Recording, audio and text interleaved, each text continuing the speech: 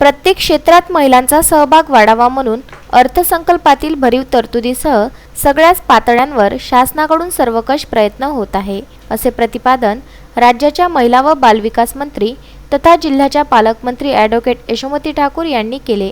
जिल्हा परिषदेत महिला व बालविकास भवनाचे उद्घाटन पालकमंत्री ठाकूर यांच्या हस्ते झाले, त्यावेळी त्या बोलत होत्या।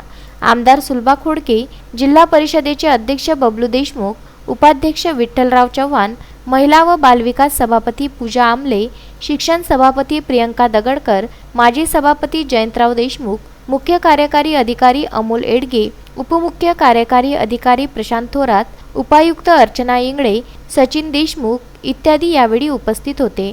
महिला व बालविकासासाठी योजना राबवणारी सर्व कार्यालये एकाच छताखाली असावीत म्हणून महिला व बालविकास भवनाची निर्मिती करण्याचा निर्णय, यामुळे योजनांच्या परिणामकारक अंमलबजावणीसाठी मदत होणार आहे। तसेच नागरिकांनाही एकाच ठिकाणी सर्व माहिती उपलब्ध होणार आहे। शासनाकडून महिलांच्या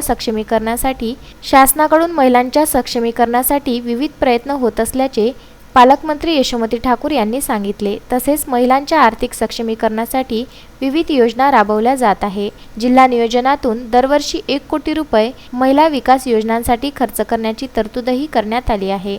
उमेद अभियानाअंतर्गत स्वयंसहायता समूहाच्या साहाय्याने अस्मिता योजनेत अस्मिता प्लस हे सॅनिटरी नॅपकिन अत्यंत अत्यल्प दरात जिल्हा परिषद शाळेतील किशोरवयीन मुलींसाठी व अल्प दरात इतर महिलांसाठी उपलब्ध करून देण्यात येत असल्याची माहिती सचिन देशमुख यांनी दिली।